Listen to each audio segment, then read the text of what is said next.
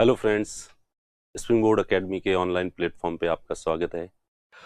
ये आज आपकी पहली पॉलिटी की क्लास है और ये इंट्रोडक्टरी क्लास भी है एक तरह से। तो आज मैं थोड़ा सा इस बैच के बारे में आपको बताऊंगा कि ये जो बैच आज शुरू हो रहा है ये लगभग 1 साल तक चलेगा। इसलिए आप लोगों को पेशेंस रखना पड़ेगा, आप लोगों को नियंत्रण रखना पड़ेगा, क्योंकि हमारा भी ये ऑनलाइन स्टडी का पहला अनुभव है और आपका भी ऑनलाइन स्टडी का ये पहला अनुभव है। सामान्यतया जब हमारे सामने स्टूडेंट होते हैं तब तो हम उनको कंट्रोल भी कर सकते हैं, उनको टोकते भी हैं, उनके बारे में उनका इवैल्यूएशन भी जो है वो प्रॉपर करते रहते हैं और उनको फीडबैक भी देते रहते हैं। लेकिन आप लोगों के चेहरे हमारे सामने हैं नहीं। इस समय आप मेरी बात सुनकर अगर मुस्कुराएंगे भी तो वो भी हमें पता चलेगा नहीं, और अगर आप मुंह बिगाड़ेंगे तो भी हमें पता नहीं चलेगा, और गुस्से में आके आप कब हमारी आवाज को म्यूट कर देंगे या कब वीडियो से एग्जिट हो जाएंगे हमें कुछ भी पता नहीं चलेगा। क्लास में तो सामान्यतः कोई भी स्टूडेंट उठ के जाता है तो हमें पता चल जाता है।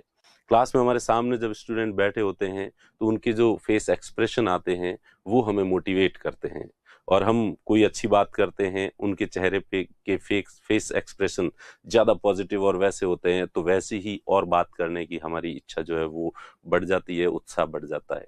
और जो ही किसी बात पे वो थोड़ा सा इधर उधर देखते हैं, मुंह बिगाड़ते हैं, तो हम समझ जाते हैं कि ये बात शायद इन्हें पसंद नहीं आ रही है, तो हम बात की दिशा को चेंज कर लेते हैं। तो इस ऑनलाइन जो है स्टडी, इसमें वो उन चीज़ों को हम बहुत मिस करेंगे और मुझे लगता है कि शायद आप भी इन बातों को मिस करेंगे।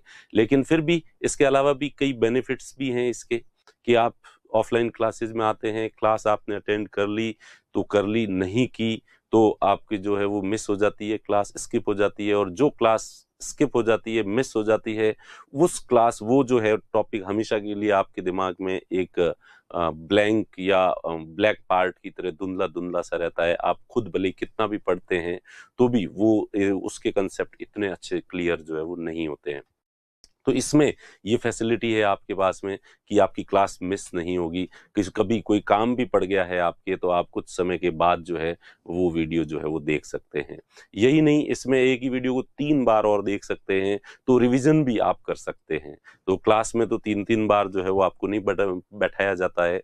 और हाँ, 3 बार तो कहने की बात है, हम वैसे भी कोई टॉपिक करवाएंगे तो उस टॉपिक को यहीं पे 3 बार तो वैसे ही रिवाइज करवा देंगे। एक ही लेक्चर के अंदर जो है वो 3 बार रिवाइज करवाएंगे, और उस वीडियो को अगर आप 3 बार देखेंगे तो इस तरह से 9 बार आपका रिवीजन जो है वो हो जाएगा। फिर दूर दराज के क्षेत्रों में आप जब बैठे हैं तो आपकी कुछ लोगों की ऐसी मजबूरियां हैं, पारिवारिक स्थितियां हैं जिसकी वजह से वो लोग जो है वो यहाँ आके ऑफलाइन क्लासेस ज्वाइन नहीं कर सकते हैं, तो उनके लिए तो ये बेहतर मतलब शानदार एक सुविधा है उन लोगों के लिए।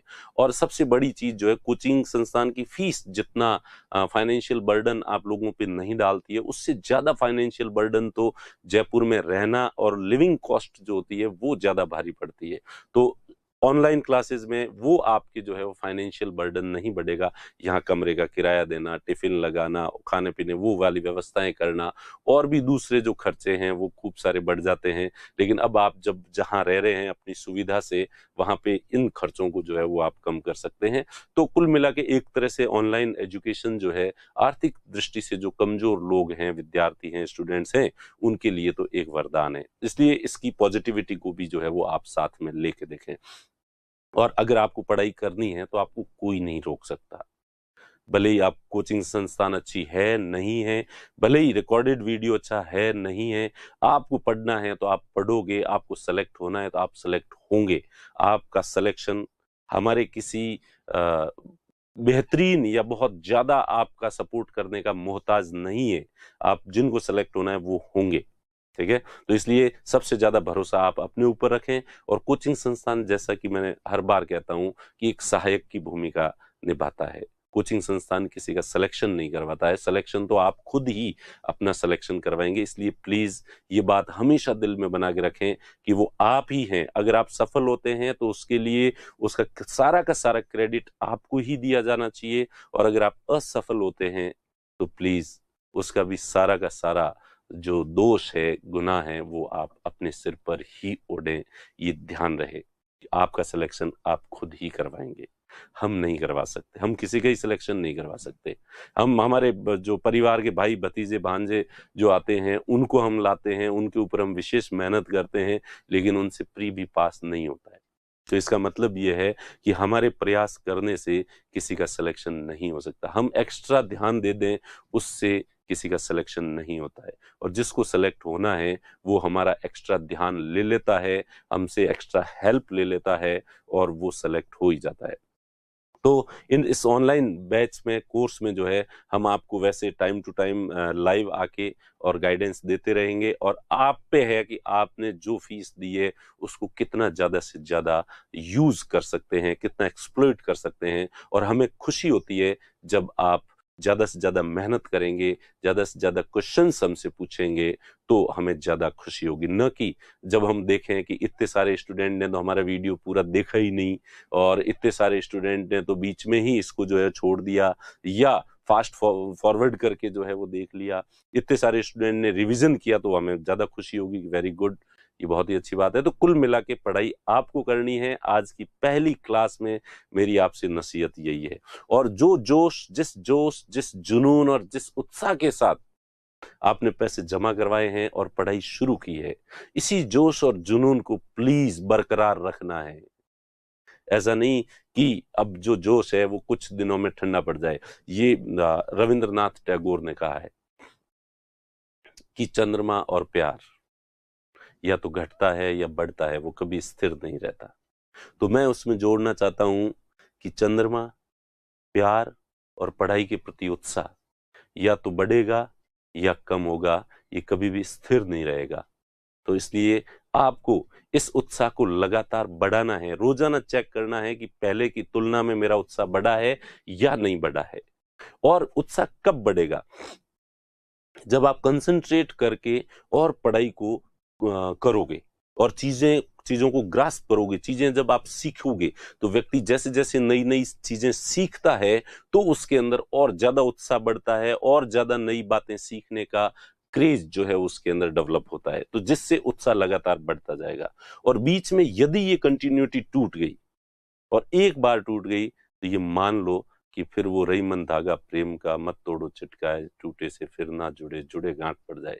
तो ये जो कंटिन्यूटी है, ये जो क्लास है, प्लीज आपको कहीं पर भी किसी भी स्थिति में, चाहे कैसी भी विपत्ति आ जाए आपके ऊपर, इसको डिसकंटिन्यू मत कर होने देना। भले कहीं कैसी स्थिति में हो, हॉस्पिटल में हो, जहां हो वहां हो, वहीं फोन तो, क्योंकि दुनिया आपकी जेब में है।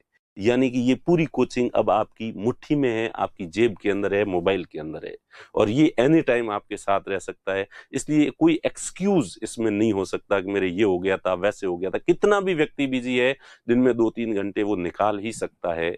और तो हम आपसे उम्मीद करते हैं कि जिस उत्साह से आप ये तैयारी शुरू कर रहे हैं, इसी उत्साह से अपनी तैयारी को कंटिन्यू रखेंगे, और प्लीज इसे डिसकंटिन्यू मत होने देना। और अगर ये एक बार हो गई डिसकंटिन्यू, तो फिर वो वापस जुड़ नहीं पाएगी, वो वाली बात रह नहीं पाएगी।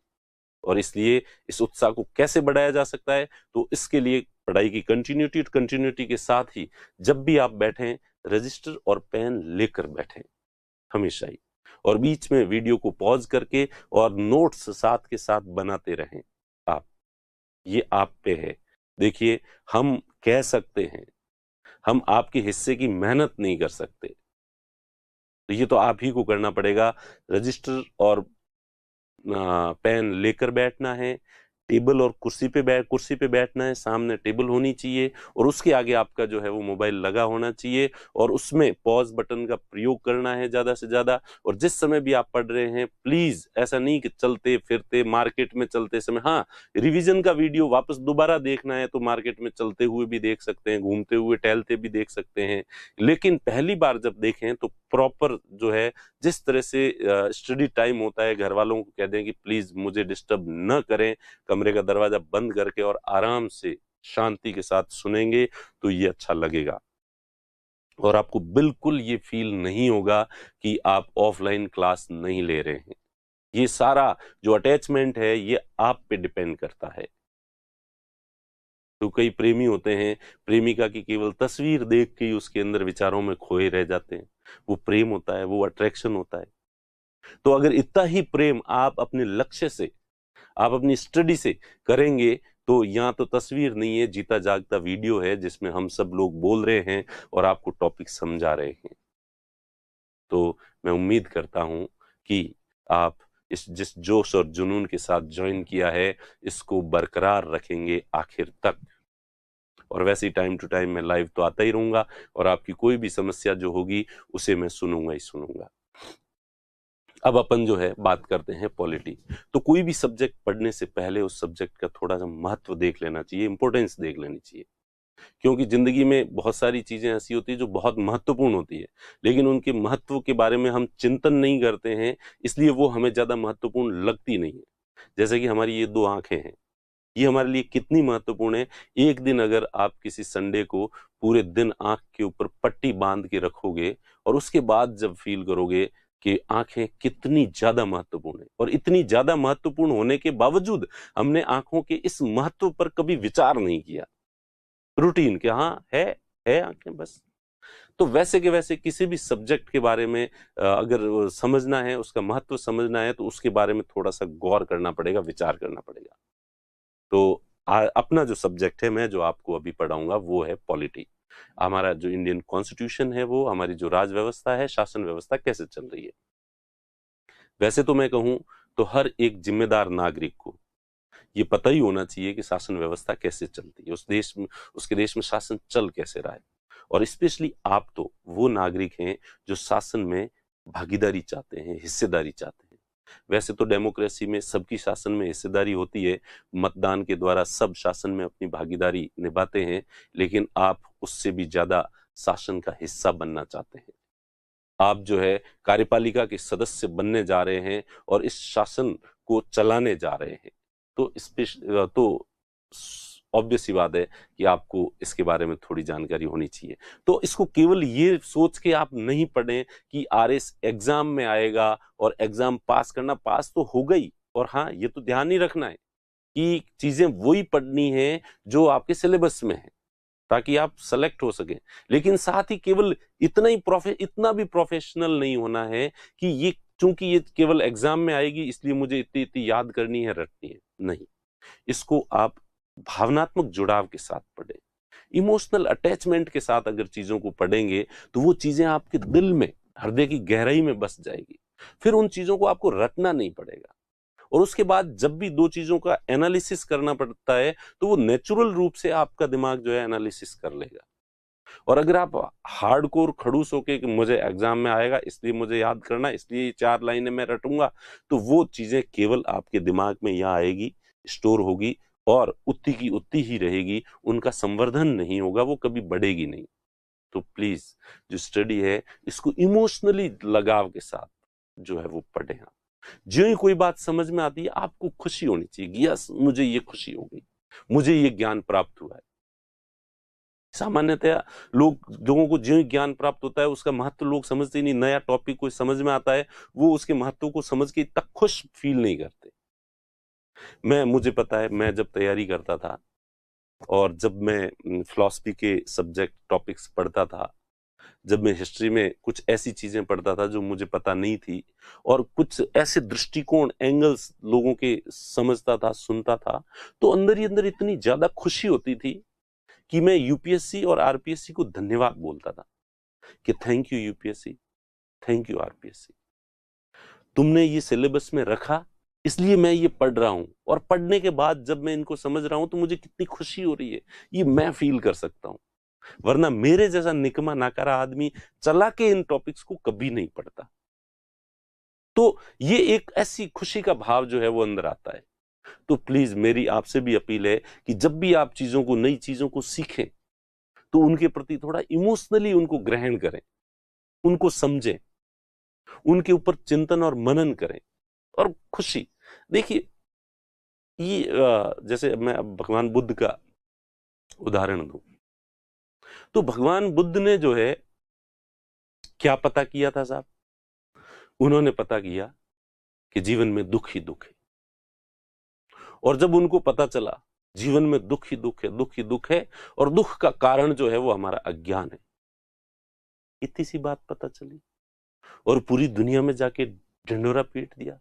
कितने खुश हुए कि उन्हें ज्ञान प्राप्त हो गया है। वो गए भागे, सबको जाके कहा दुनिया तुम्हें पता है मुझे ज्ञान की प्राप्ति हुई है। क्या ज्ञान की प्राप्ति हुई है? दुनिया में दुख ही दुख है। और सुनने वाले लोग भी इतने भोले और कि अच्छा दुनिया में दुख ही दुख है।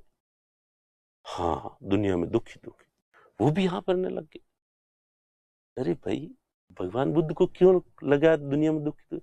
राज परिवार में जन्मे थे, ऐशो आराम से जिंदगी कटी थी पूरी, घर वालों ने एक छोटी सी भी तकलीफ होने नहीं दी उनको। और उसके बाद उनको लगा, अब अमीर जातों को ये फितरत होती है कि नहीं मुझे ये ऐशो आराम पसंद नहीं है, मैं जाऊंगा बाहर। और बाहर जंगलों में भटके तो पहली बार जिंदगी में दुख का सामना हुआ, और इसलिए उनको लगा अरे यार जीवन में तो दुख ही दुख है। फिर उन्होंने सोचा दुख क्यों है? कि अज्ञान की वजह से, और प्रचार कर दिया। इतनी छोटी सी बात पता चली थी उनको। अगर वो मेरे सामने आके कहते ना कि सुनो दिलीप, दुनिया में दुख ही दुख है, तो मैं एक रापटा देता तो कहता कि निकम्मे, तुझे अब पता चला है कि दुनिया में दुख ही दुख है। हम तो जब से जन्मे हैं और जब से समझने लगे हैं तब से ही पता है हमें कि दुनिया में दुख ही दुख है, और इन दुखों को दूर करने के लिए मेहनत करनी पड़ेगी, पढ़ाई करनी पड़ेगी ताकि दुखों को दूर कर सके। तो जिस आदमी इतनी छोटी सा ज्ञान की प्राप्ति होने के बावजूद वो इतना इमोशनल हो सकता है, खुश हो सकता है, और पूरी दुनिया में मार्केटिंग करके और कि भाई ज्ञान, और अब भी लोग मानते जा रहे हैं। चलो खैर, मेरे यहाँ पे भगवान बुद्ध का कोई अपमान करना उद्देश्य नहीं था। वैसे उनको बहुत सारी दूसरे ज्ञान भी पता चले हैं, और उस जमाने में उन्होंने बहुत महान महान फिलॉसफी जो है वो दी है। लेकिन कुल मिला के मैं ये कहना चाहता हूँ कि जिस तरह से उनको ज्ञान की प्राप्ति हुई और उन्होंने ज्ञान की प्राप्ति को इतना पॉजिटिविटी के साथ लिया, इतना सकारात्मकता के साथ लिया, और पूरी दुनिया में उसका प्रचार किया, वैसे कि वैसे जब आपको भी कोई ज्ञान की प्राप्ति होती है ना, तो उसको पॉजिटिविटी के साथ ले। तो और वो जो खुशी है, वो खुशी आपको दुनिया की दूसरी किसी चीज में नहीं मिलेगी। जो ज्ञान प्राप्त होना, और ज्ञान प्राप्त होने के बाद उस ज्ञान के महत्व को समझना, उसके बारे में चिंतन करना, ये दुनिया का जो अद्भुत आनंद है, ये विरले लोगों को ही प्राप्त होता है, हर किसी को जो है वो प्राप्त नहीं होता। एथिक्स में इस तरह का टॉपिक भी आपके जो है वो आएगा। चलिए, तो प्लीज, मेरे कहने का मतलब है कि पॉलिटी जब भी पढ़ें आप तो भावनात्मक जुड़ाव के साथ पढ़ें, लगाव के साथ पढ़ें। और डॉक्टर अंबेडकर महोदय ने कहा भी है कि एक अच्छा टीचर वो नहीं होता जो अपने सब्जेक्ट को बहुत अच्छे तरीके से समझा देता है स्टूडेंट्स को, बल्कि एक अच्छा टीचर वो होता है जो स्टूडेंट का सब्जेक्ट में इंटरेस्ट डेवलप कर लेता है।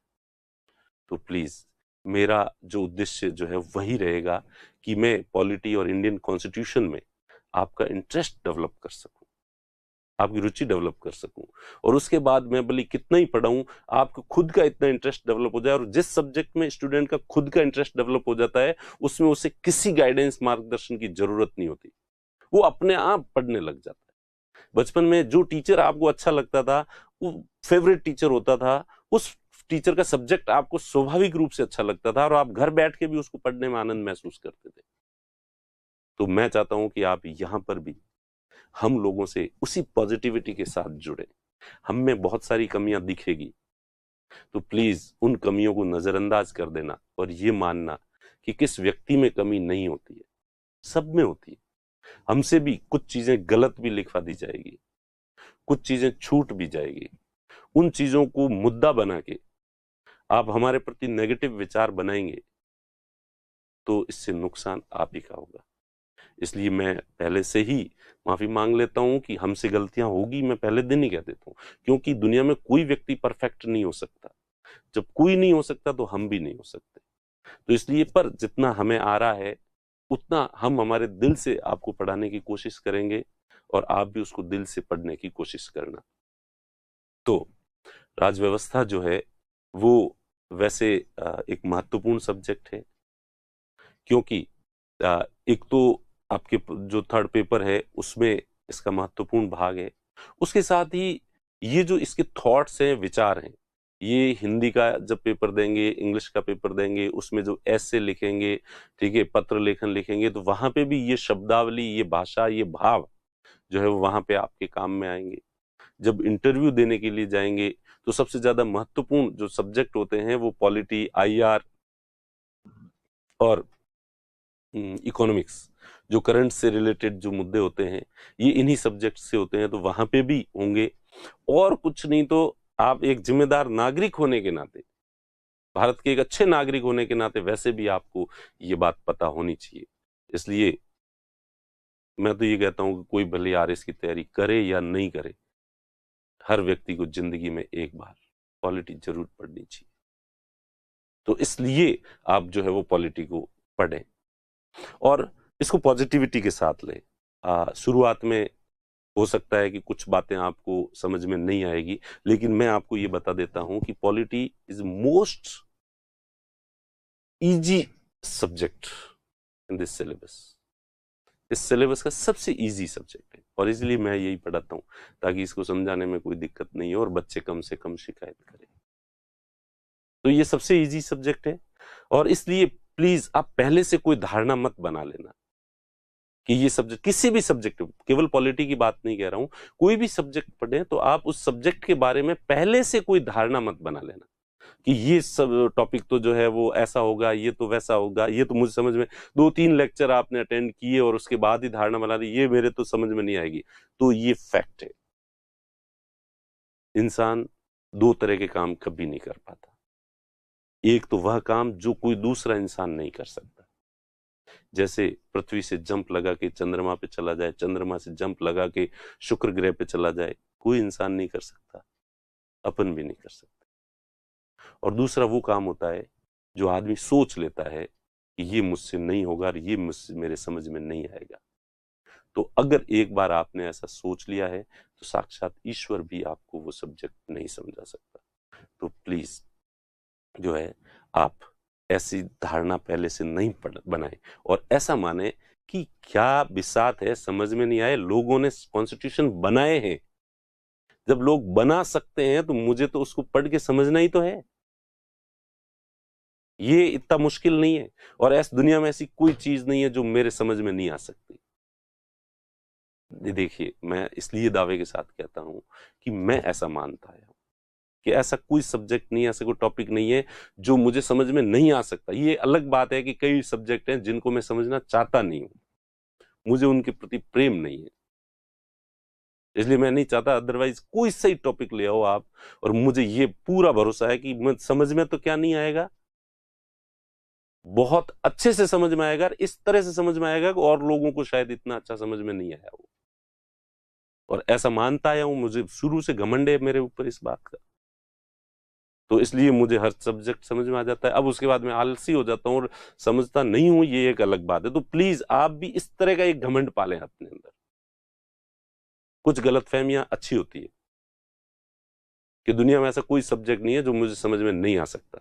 अगर मैं समझना चाहूं और समझ में नहीं आ सकता, ऐसा हो नहीं सकता, और हर सब्जेक्ट में समझ सकता हूं। तो ये तो हमेशा रखें, किसी सब्जेक्ट के प्रति आप इस तरह की धारणा प्लीज नहीं बनाएं, और अगर आपने बना ली तो फिर वो समझ में नहीं आएगा। तो कॉन्स्टिट्यूशन के अंदर भी आप अगर सीधा सीधा बेयर एक्ट अगर उठाएंगे, देखेंगे, तो जो है उसमें बहुत सारी बातें आपको समझ में नहीं आएगी और सीधा सीधा लोग घबरा जाएंगे। तो प्लीज बेयर एक्ट अपने पढ़ना भी नहीं है, तो इसलिए सबसे पहले तो बुक्स कौन सी पढ़नी है वो मैं आप लोगों को बता देता हूं। बुक्स देखो ज्यादा नहीं पढ़नी है। लक्ष्मीकांत जो बहुत ही अच्छी बुक आती है पॉलिटी के अंदर, टाटा मैग्रा हिल पब्लिकेशन है, एम लक्ष्मीकांत की बुक है भारतीय संविधान, ठीक है, तो वो बुक खरीदनी है। और मैं भी आपको जो भी पढ़ाऊंगा तो उसकी जो बेस बुक है वो वही है, मैं आपको पहले ही बता देता हूँ। और इसलिए कुछ लोग आलोचना करेंगे ये तो एज इट इज वही पढ़ा रहा, हाँ बिल्कुल मैं एज इट इज वही पढ़ा रहा हूँ, और जो नई चीज की जरूरत होगी वो मैं वो बता दूंगा आपको, ठीक है। क्यों, हाँ, अब मैं अगर समथिंग डिफरेंट पढ़ाने के चक्कर में ऐसी बातें पढ़ा दूं जो आपके एग्जाम में नहीं आए तो क्या मतलब है। और लक्ष्मीकांत को सभी लोग अच्छी बुक कहते हैं, इसका मतलब उसने मोस्ट इंपोर्टेंट चीजें जो है उसमें दे रखी है, तो वही पढ़ाऊं, मैं उसी से पढ़ाता हूं, आप घर जाके वापस उसी से पढ़ोगे तो आपका रिवीजन अच्छा हो जाएगा और एक ही तरह की फ्रीक्वेंसी होगी, एक ही तरह की भाषा होगी, एक ही तरह के विचार होंगे, तो वो आपको समझने में सहूलियत रहेगी। ठीक है, और जहां कहाँ आपको एक्स्ट्रा इनपुट देना मुझे पता है। लक्ष्मीकांत के अलावा भी उन चीजों को कोई किस तरह से आपको समझाना है, ये मेरी जिम्मेदारी है, ये आप मुझ पे छोड़ दीजिए। तो एक तो लक्ष्मीकांत जो बुक है वो आप खरीद लें।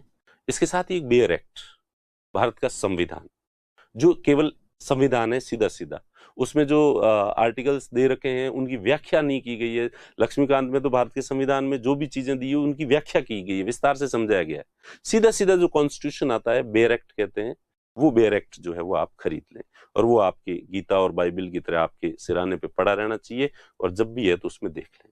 हालांकि सीधे सीधे बेयर एक्ट आप देखेंगे तो वो आपके समझ में नहीं आएगा, वो थोड़ा क्लिष्ट रहेगा। तो जैसे जैसे मैं समझाता हूं उसके बाद उसी चीज को वापस पढ़ोगे तो आपको वही चीज बहुत ही सिंपल जो है वो लगेगी। मेरे साथ साथ जब चलेंगे तो वो चीज आपको बहुत ही सिंपल लगेगी। तो दूसरी जो है ये खरीद लें।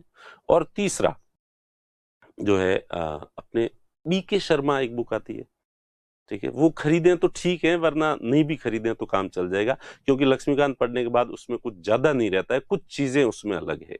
ब्रज किशोर शर्मा जो बुक आती है, हिंदी और इंग्लिश दोनों में आती है, ये इतनी जरूरी नहीं है खरीदनी आपकी। 11th और 12th की जो एनसीईआरटी है ये आप जरूर खरीद लें, क्योंकि आरएस में कई बार प्रश्न जो है सीधे वहीं से उठाते हैं, और आपके जो सिलेबस का एक पार्ट तो एज इट इज जो है आपकी जो 12th की एनसीईआरटी है, आजादी के बाद का भारत में राजनीतिक विकास घटनाक्रम जो है, तो उसके तो पूरे के पूरे जो चैप्टर्स हैं वही आपके सिलेबस में दे रखे हैं, तो वो तो आपको खरीदनी है। और दूसरे में भारत की जो राजव्यवस्था है, संविधान है, चुन्नू मुन्नू बना के और उसमें समझाए गए हैं, ठीक है, तो वो पढ़ने में जब अपन ये पढ़ेंगे, लक्ष्मीकांत पढ़ेंगे और आप मुझसे लेक्चर सुनोगे, तो वो बुक आपको बहुत इजी लगेगी, बहुत सिंपल लगेगी। पर आपको उसको इतना सिंपल मान के कई बार क्या करते हैं, हम चीजों को नजरअंदाज कर देते हैं, उनको छोड़ देते हैं। तो आपको ये नहीं करना है, क्योंकि जो प्रश्न उठेंगे वो एज इट इज वही उन सिंपल बातों में से ही आएंगे आपके। तो वो थोड़ा सा जो है आप उसको गौर से जो है वो ढंग से देखें। तो ये बुक्स खरीद लें जो ही। और एक मेरी अपील है कि आप हमेशा प्लीज इंटरनेट की सामग्री की बजाय जो है आप ज्यादा से ज्यादा ध्यान जो है, जो टेक्स्ट बुक हैं आपके सामने और जो हार्डकोर जो मटेरियल है आपके सामने, आपके जो नोट्स हैं, ठीक है, तो वो नोट्स जो है वो आप सामने रखें और उनसे पढ़ने की ज्यादा से ज्यादा कोशिश करें। ऑनलाइन आप ये क्लासेस ले रहे हैं, ये पर्याप्त है, पूरी स्टडी ऑनलाइन नहीं हो सकती, इसलिए हमारी इस ऑनलाइन क्लासेस से ज्यादा महत्वपूर्ण, या अगर आप पॉलिटी यहाँ 3 घंटे दे रहे हैं ऑनलाइन पे, तो आप 6 घंटे जो है उन बुक्स को दें, क्योंकि जो हार्ड कॉपी होती है वो सामने होती है, वो ज्यादा इफेक्ट डालती है। इसका सीधा सा उदाहरण है कि इतने सारे न्यूज चैनल्स हैं, इतने सारा सोशल मीडिया है, आपको वो सारी घटनाक्रम पहले से पता होता है, फिर भी सुबह न्यूज़पेपर के लोग एडिक्ट होते हैं। वो हार्ड कॉपी है, वो सामने रहती है, वो अक्सर स्थायी है सामने। यहां मैं बोल रहा हूं, बोला और बात खत्म, अगली बात आ गई, पॉज करोगे तो आवाज ही बंद हो जाएगी। लेकिन वो जो अक्सर न्यूज़पेपर के अंदर आगे जो पड़े होते हैं वो जीवंत होते हैं, और आप सभी पढ़ते हो न्यूज़पेपर, सभी लोग एडिक्ट होते हैं। सुबह सुबह उठते ही कई लोग तो फ्रेश भी नहीं हो पाते हैं बिना न्यूज़पेपर के, जबकि उसमें जितनी न्यूज होती है वो सब पता होती है, फिर भी उसके प्रति जो अट्रैक्शन होता है, इसका मतलब उसका प्रभाव कहीं ना कहीं ज्यादा होता है। तो इसलिए जो है, तो आप जो आपके पास सामने हार्ड कॉपी है उसको सबसे ज्यादा महत्व दें और उनसे पढ़ें, और इसके साथ ही चीजों को लिखें, अपने हाथ से लिखें और लिख लिख कर पढ़ें। तो मैं उम्मीद करता हूं कि इन बातों को जो है, और रोजाना चैप्टर जो है वो आपका एक रजिस्टर, जो नोट्स हैं वो आपके तैयार होने चाहिए। वैसे हम साथ में पीडीएफ जो है वो लगाएंगे इसके साथ ही, आज के जैसे लेक्चर की तो कोई पीडीएफ है नहीं, पर जो भी लेक्चर होगा उसके साथ उसकी पीडीएफ जो है वो हम डालेंगे। उस पीडीएफ को आपको देखना ही है, और इसके साथ ही आप में से ही बहुत सारे जो स्टूडेंट्स हैं वो खुद से नोट्स बना के जो भी पीडीएफ है वो डालते रहते हैं, और आपके जो भी क्वेश्चंस हो नीचे कमेंट बॉक्स के अंदर आप जो है वो क्वेश्चंस लिख लें ताकि हम उनका जवाब दे सकें। ठीक है, तो इस तरह से जो है आपको तैयारी करनी है। और पॉलिटी में जहां तक प्रश्न है तो आरएस देखिए, मैं सीधी सीधी बात बता दूं आपको, वैसे तो पॉलिटी मोस्ट इजी सब्जेक्ट है, और लेकिन आरपीएससी में जो भी जिस व्यक्ति से पॉलिटी के क्वेश्चंस लेते हैं ये लोग, वो व्यक्ति कोई बड़ा ही खड़ूस और वैसा वाला है जो ये ठान के बैठता है कि अच्छा ये तो इसने पढ़ा होगा, ये भी पढ़ा होगा, ये भी पढ़ा होगा, और ऐसे छांट के प्रश्न पूछता है कि ये तो मरे ही नहीं पढ़ा होगा, किसी ने बदली कितना ही डेप्थ में जाके पढ़ा, ये तो नहीं पढ़ा होगा। इस तरह के जो है वो क्वेश्चंस जो है वो पूछ लेता है। पर ये पिछले 2-3 एग्जाम की जो स्थिति है वो ये रहती है। तो मुझे तो खुद ही कई बार खुद पे ही डाउट हो जाता है कि मैं पढ़ा क्या रहा हूँ, जो पढ़ाता हूँ वो एज इट इज आता ही नहीं है एग्जाम में, मैं जबकि मैं तो दावा करता हूँ। पर जब इतना कोई खोड़ला आदमी ऐसे जानबूझ के कि भाई पढ़े हुए भी नहीं आना चाहिए ये सोच के अगर सवाल बनाए तो कैसे आएगा। तो इसलिए हो सकता है कि आप मुझसे इतनी पॉलिटी पढ़ें और उसके बाद भी जब आरएस का एग्जाम हो तो आप लट लेके मुझे ढूंढते हुए निकलें कि कहाँ है वो, इतनी मेहनत करवाई और सवाल इतने आए नहीं। ठीक है, लेकिन यूपीएससी के आप पिछले कितने ही सालों के क्वेश्चन पेपर्स उठा लेना, 20 सालों के, और मैं जो आपको पढ़ा रहा हूँ हर क्वेश्चन, किसी भी क्वेश्चन पेपर में जो है 80 से 90% क्वेश्चन जो है वो आएंगे। और मेरा मानना है कि यूपीएससी एक मानक है, स्टैंडर्ड है, और उसमें जो क्वेश्चंस पूछे जा रहे हैं और वो अगर मैं पढ़ा रहा हूँ उन नोट्स में से आ रहे हैं, ठीक है, तो इसका मतलब मैं सही दिशा में पढ़ा रहा हूँ। और आप निश्चिंत रहें, मैं आपके साथ हूं, और पॉलिटी में आपको किसी तरह की दिक्कत जो है वो नहीं आने दी जाएगी। वैसे तो हमारे सारे जो टीचर्स हैं वो किसी भी सब्जेक्ट में आपको कोई दिक्कत नहीं आने देंगे। ठीक है, तो अब अपन जो है वो पढ़ना शुरू करते हैं। आज का जो लेक्चर है, आप लोगों को लग रहा होगा कि मैंने इतना माथा खाया है आप लोगों का, पर प्लीज ये जो मैं ऐसी बातें करता हूँ बीच में, जो मोटिवेट करने की बातें करता हूँ, शायद ये ही मेरा इनपुट यही हो सकता है। बाकी तो जो फैक्ट हैं वो फैक्ट एज इट इज आपको जो है वो बताने ही है। ठीक है, जो बुक्स के अंदर भी लिखे हुए हैं, तो आप मेरी इन बातों को जो कि पढ़ाई से अलग होती है, प्लीज उनको थोड़ा ढंग से सुने और उनको समझने की कोशिश करें। तो आज अपन जो है वो सबसे पॉलिटी की आज एक जनरल इंट्रोडक्शन देना चाह रहा था मैं, सिंपल सा। तो उसमें मुझे नहीं लगता कि अभी अपनी जो है क्लास का टाइम बहुत लंबा हो गया है, तो इसको भी थोड़ा छोटा जो है वो करना पड़ेगा, इसलिए बाकी की चीजें जो है कल बढ़ाएंगे, पर आज फिर भी कुछ जो है वो शुरुआत कर लेते हैं। तो सबसे पहले अगर पॉलिटी जो राज व्यवस्था होती है, राज व्यवस्था एक राज्य की होती है या एक देश के अंदर शासन व्यवस्था होती है। तो देश की शासन व्यवस्था के लिए एक जो टर्म होता है, व्हाट इज स्टेट। स्टेट जो है एक राज्य, एक शब्द होता है। तो हम सबसे पहले ये देखें, स्टेट राज्य क्या होता है। तो सामान्यतया आप कई शब्द सुनते हैं, एक तो सुनते हैं राज्य, एक सुनते हैं देश, एक सुनते हैं राष्ट्र। स्टेट, कंट्री, नेशन, क्या ये तीनों शब्द एक ही हैं या ये तीनों अलग अलग हैं? सामान्यतया जो आपने पॉलिटी नहीं पढ़ी है अब तक, उनका वो जब राज्य शब्द जो सुनते हैं तो इसका मतलब वो लगाते हैं, जैसे हमारे देश के अंदर अभी 28 राज्य हैं, 28 स्टेट्स हैं, तो राज्य का मतलब ये प्रांत होता है। हाँ, तो हमारे कॉन्स्टिट्यूशन में भाग 3 और भाग 4 को छोड़ दें तो बाकी जगह जहां कहीं पे भी स्टेट टर्म का यूज हुआ है तो वहां स्टेट का मतलब एक प्रोविंस या एक प्रांत के लिए जो है वो किया गया है। लेकिन पॉलिटी में या ऐसे कहें कि पॉलिटिकल साइंस में जो है राज्य शब्द का मतलब ये प्रांत या प्रोविंस नहीं होता है। वहां राज्य शब्द का जो मतलब होता है वो देश ही होता है, एक देश। ठीक है, राज्य तो भारत जो है एक स्टेट है, अमेरिका एक स्टेट है, ब्रिटेन एक स्टेट है, ठीक है। तो पाकिस्तान एक स्टेट है, जापान एक स्टेट है, तो ये देश के अर्थ में होता है। सबसे पहली बात तो जहां कहीं पे भी पॉलिटी के अंदर अपन बात करें स्टेट की, तो वहां स्टेट का मतलब वो होता है। हालांकि इंडियन कॉन्स्टिट्यूशन पढ़ेंगे, वहां जब राज्य पढ़ेंगे तब कई जगह जो है प्रांत के लिए यूज आएगा, लेकिन पॉलिटिकल साइंस में स्टेट का मतलब जो है वो देश होता है, राज्य का मतलब देश होता है। फिर देश जो है ये शब्द सामान्य बोलचाल का शब्द है, कंट्री, जो कि न्यूज़पेपर मीडिया कर्मी है, लेखक है, या दूसरे जो पॉलिटिकल साइंस के थिंकर नहीं है और पर्टिकुलर पॉलिटिकल साइंस की जो बुक नहीं है, तो वहां पे जो है राज्य शब्द कम मिलेगा और देश शब्द जो है वो मिल सकता है। या हम आम बोलचाल की भाषा में देश को राज्य नहीं कहते हैं, देश कहते हैं। तो वैसे राज्य और देश एक ही है, कोई अलग अलग जो है वो नहीं है। राष्ट्र, राष्ट्र को इंग्लिश में कहते हैं नेशन।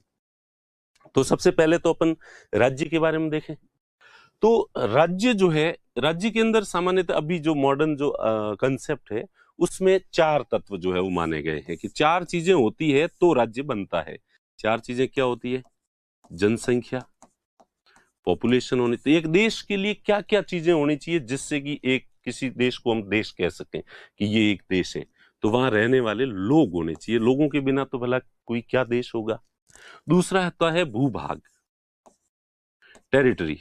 तो पॉपुलेशन और टेरिटरी होनी चाहिए, ज्योग्राफिकल एरिया होना चाहिए, और वहां रहने वाले लोग होने चाहिए। और फिर उनकी एक सरकार होनी चाहिए, वो सरकार भले जनता के द्वारा निर्वाचित हो, भले राजा हो, भले कुछ भी हो, किसी भी तरह की एक सरकार हो। और चौथा तत्व है संप्रभुता, सॉवरेनिटी। ठीक है, संप्रभुता यानी कि वो जो उस देश की जो सरकार है वो अपने डिसीजन खुद लेती है, वो किसी विदेशी सत्ता या दूसरे देश के अधीन नहीं है, उसका जो उसके हिसाब से नहीं चलती है, अपने निर्णय खुद लेती है। तो ये जो चार तत्व है, ये चारों मिलकर जो है वो राज्य बनते हैं। तो राज्य की जो डेफिनेशन है वो यही है, लोगों का एक समुदाय जो किसी भूभाग विशेष में रहता है तथा जिनकी अपनी एक सरकार होती है, और वो सरकार अपने सारे जो डिसीजंस होते हैं वो पूरी तरह से स्वतंत्रता से संप्रभुता पूर्वक लेते हैं। तो उसे हम जो है वो देश कहेंगे, राज्य कहेंगे, स्टेट कहेंगे। तो स्टेट के लिए कितनी चीजें जरूरी है? चार चीजें जो है वो जरूरी है। तो ये जो है state is a community of persons. State क्या है? Community of people, community of persons, लोगों का एक समुदाय है। क्या है? लोगों का समुदाय है, और ऑक्यूपाइंग डिफाइंड टेरिटरी। ठीक है, और एक टेरिटरी जो है, पर्टिकुलर डेफिनेट टेरिटरी जो है वो इनके पास में होती है, और पोजेसिंग एन ऑर्गेनाइज्ड गवर्नमेंट, पूरी तरह से ऑर्गेनाइज्ड संगठित सरकार जो है वो होनी चाहिए, and enjoying independence from external control. तो इसका मतलब है संप्रभुता।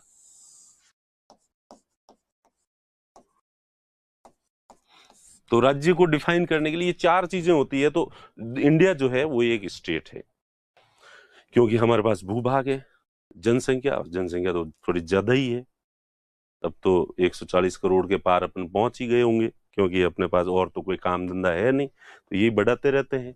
तो जनसंख्या अपने है ही है, टेरिटरी है, अपने पास अपनी सरकार है बाकायदा, दो सरकारें हैं, केंद्र में अलग है, राज्यों के अंदर अलग है सरकार, और हम संप्रभु हैं। हम किसी 1947 से पहले जरूर हम ब्रिटेन के गुलाम थे, लेकिन अब हम किसी के गुलाम नहीं है। अब हमारे सारे डिसीजंस जो हैं वो खुद लेते हैं। ठीक है, तो इस तरह से जो है ये है स्टेट। स्टेट की डेफिनेशन जो है, ये स्टेट की डेफिनेशन, ये तो मॉडर्न डेफिनेशन है। और हाँ, इसमें एक ध्यान रखना कि आजकल जो है वो कुछ पॉलिटिकल साइंस के जो थिंकर्स हैं वो मानते हैं कि स्टेट में ये चार जो है तत्व नहीं होते हैं, तीन ही काफी है। यानी कि ये संप्रभुता और सरकार को अलग अलग करने की जरूरत नहीं है। इसलिए कुछ थिंकर्स का ऐसा मानना है कि एक स्टेट होने के लिए तीन चीजें जरूर होनी चाहिए, टेरिटरी होनी चाहिए, पॉपुलेशन होनी चाहिए, और सरकार होनी चाहिए। और सरकार कैसी होनी चाहिए? उसमें कह देते हैं कि एक संप्रभु सरकार होनी चाहिए। तो सरकार की विशेषता है कि वो ऐसी सरकार जो अपने सारे डिसीजंस खुद लेती हो, तभी तो वो सरकार कहलाएगी।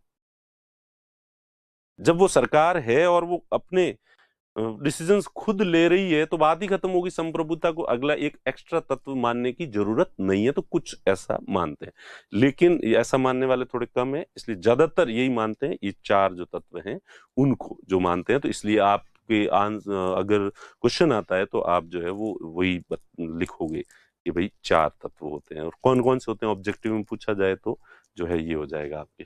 ठीक है, फिर देश, इसी को स्टेट को जो है लोकप्रिय भाषा में जो है कंट्री कहते हैं, देश कहते हैं।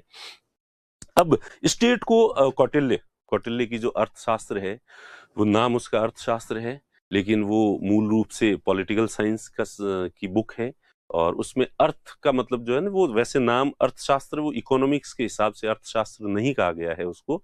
अर्थ जो है वो उसमें एक माना गया है कि एक ऐसा भूभाग, एक भूभाग को अर्थ कहा गया है, और उस भूभाग की शासन व्यवस्था या उसका शास्त्र क्या, एक भूभाग किस तरह से संचालित किया जा सकता है, इसलिए उसका अर्थ का शास्त्र है।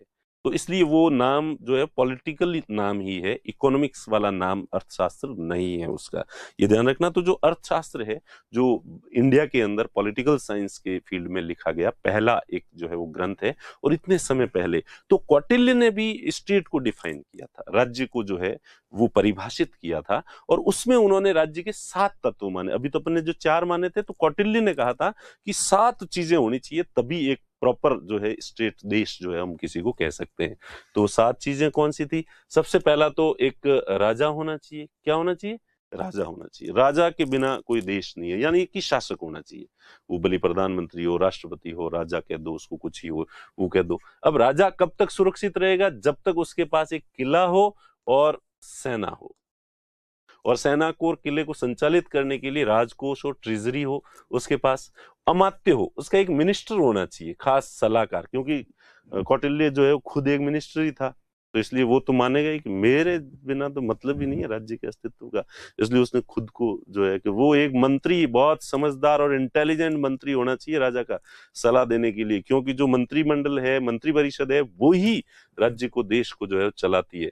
और एक पड़ोसी मित्र, मित्र का मतलब राजा का मित्र नहीं, ये जो देश है तो इसका कहीं बाहर कोई दोस्त, दूसरा मानने वाला भी होना चाहिए, नहीं तो इसका अस्तित्व नहीं रहेगा। चारों तरफ अगर इसने दुश्मनियां ले रखी है तो पड़ोसी जो है दूसरे मिलके इस पर आक्रमण कर देंगे, इसको तहस नहस कर देंगे।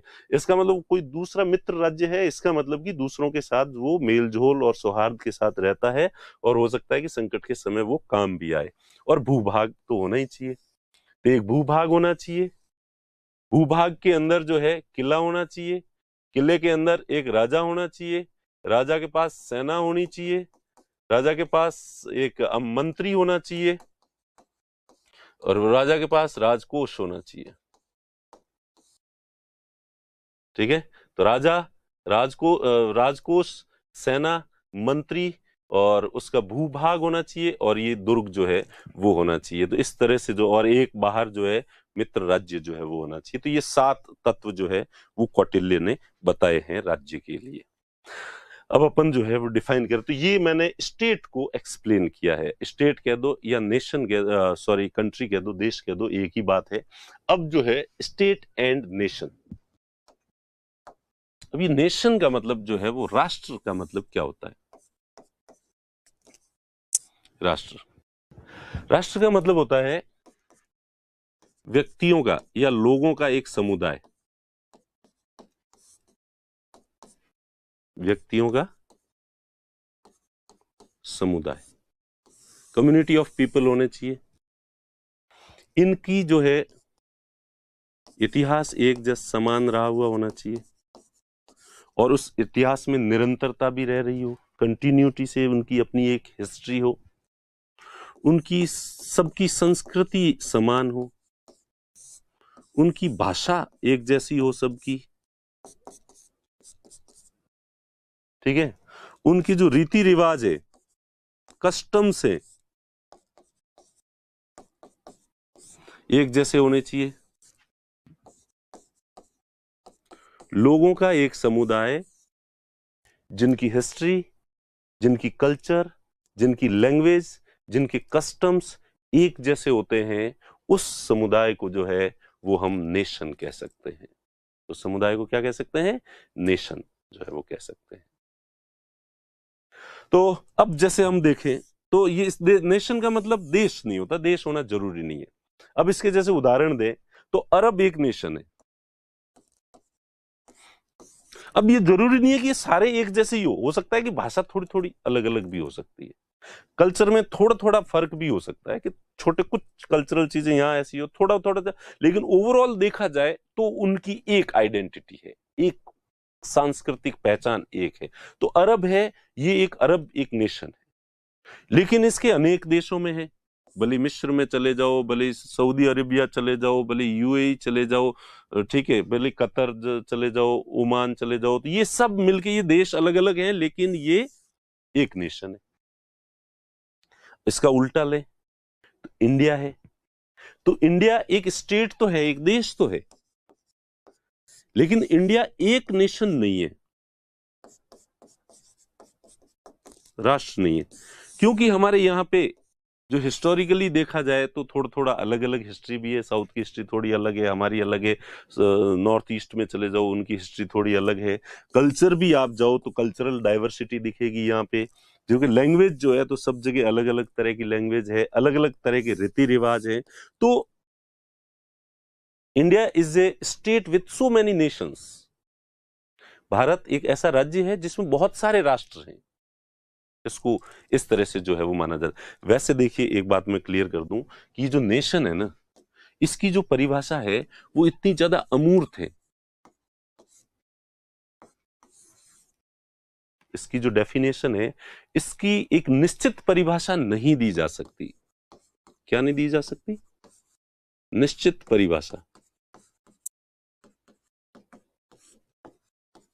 इस पे सभी लोगों का अलग अलग अपना अपना मानना है। हर कोई व्यक्ति जो है, जो लोग हैं, वो नेशन को अपने अपने तरीके से समझाते हैं।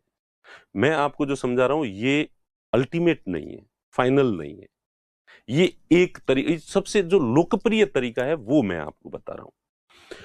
अब ये जिनको एक होता है उन्हें हम एथनिसिटी ग्रुप भी कहते हैं, जिनका इतिहास एक हो, कल्चर एक हो, भाषा एक हो, रीति रिवाज एक हो। नृजातीय समूह भी कहते हैं इस जैसे। लेकिन नृजातीय समूह जो है ना, ये एक सामाजिक टर्म है।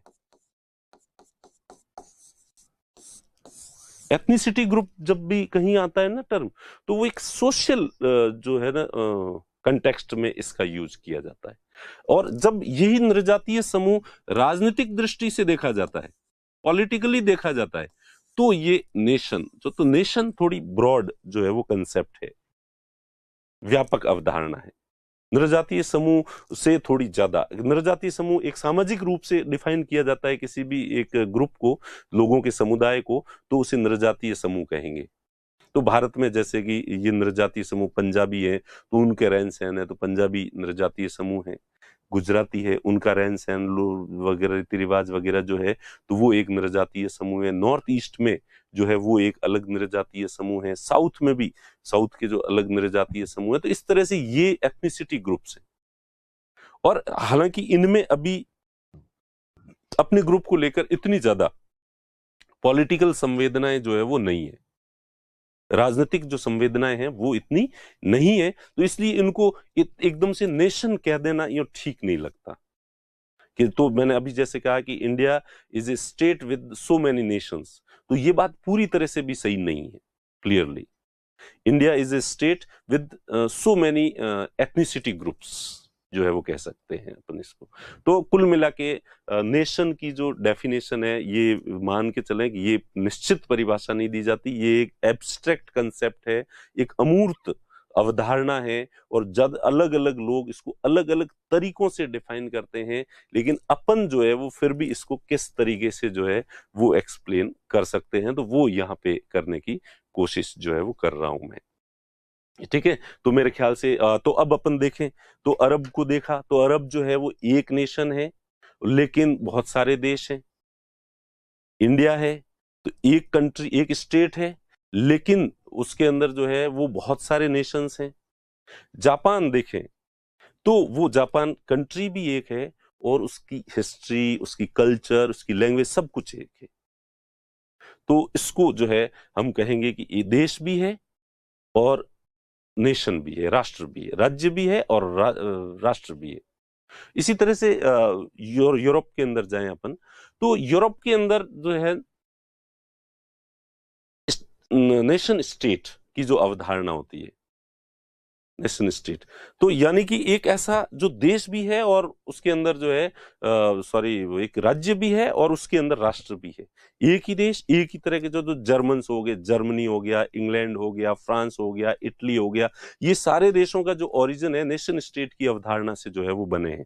एक टाइप की कल्चर को, एक जैसी भाषा को मानने वाले जो लोग थे, उन्होंने अपना एक देश भी बना लिया। तो इस नेशन स्टेट की अवधारणा यूरोप के सेंस में जो है वो कही जाती है। और कई नेशंस ऐसे भी होते हैं जिनका अपना कोई देश ही नहीं होता, और वो इधर उधर, जैसे अपन तिब्बतियों को मान सकते हैं।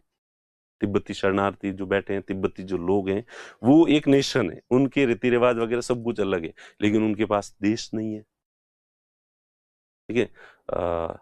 और मुझे अभी वो जैसे एक वो जो ग्रुप है, ये यहाँ पे जो इराक में, और जो है जो ये कुर्द, तो कुर्द जो है वो एक नेशन है, लेकिन उनके पास कोई देश नहीं है, उनके पास स्टेट नहीं है।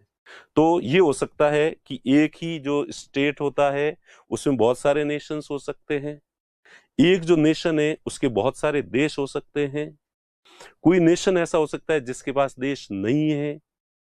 ठीक है। और कोई देश ऐसा है कि वो देश भी है और नेशन भी है। तो भारत को यूं कहते हैं कि भारत राष्ट्र निर्माण की प्रक्रिया से गुजर रहा है, राष्ट्र निर्माण की प्रक्रिया से गुजर रहा है। भारत एक देश है, एक स्टेट है, लेकिन अभी नेशन जो है वो बना नहीं है, और वो नेशन बनने की प्रक्रिया में है। और एक दिन ऐसा आएगा कि हम इमोशनली पूरे लोग इस तरह से जुड़े होंगे भारत के साथ कि पहला जो विचार हमारे दिमाग में आएगा वो एक देश के प्रति आएगा। लेकिन अभी क्या होता है कि हमारे क्षेत्रवाद की भावना, अपन राजस्थानी हैं, पंजाबी हैं, गुजराती हैं, ऐसी भावना हिंदू हैं, मुस्लिम हैं, ईसाई हैं, या ये जाति के ये हैं, वो हैं, ये भाषा बोलने वाले हैं, जब तक इस तरह के जो विचार है वो किसी देश में डोमिनेट करते हैं, तब तक हम उस देश को एक नेशन नहीं मान सकते। तो भारत में अभी भी इतने सारे अलगाववादी आंदोलन चल रहे हैं, इतनी विविधताओं पर जो लोग जो है अपनी जो इंडिविजुअल जो आइडेंटिटी होती है उन पर बहुत ज्यादा बल देते हैं लोग। तो इस वजह से इन्हें हम जो है वो ये नहीं कहेंगे कि भारत अभी पूरी तरह से एक नेशन बन चुका है। और एक दिन ऐसा आएगा, जरूर आएगा, नेशन राष्ट्र बनने की प्रक्रिया में है, और एक दिन जरूर ऐसा आएगा कि जब सभी लोग जो है इन जो है ये जो ऐसी विचार है, क्षेत्रवाद है, भाषावाद है, धर्म है, इनके ऊपर नहीं सोचेंगे और सबसे पहले हर कीमत पे पहला राष्ट्र का विचार आएगा, और तो हम मानेंगे कि भारत एक राष्ट्र जो है वो बन गया है। तो मेरे ख्याल से आज की क्लास थोड़ी लंबी हो गई है, तो इसको यहीं रोकते हैं, और उम्मीद करता हूं कि आपको ये पसंद आई होगी। हम हमारी तरफ से कोशिश कर सकते हैं, पसंद करना नहीं करना अब ये तो आपके हाथ में है, फिर भी हम अपनी तरफ से प्रयास करते रहेंगे। आज नहीं तो कल आपको पसंद आएगी ही आएगी हमारी क्लास जो है।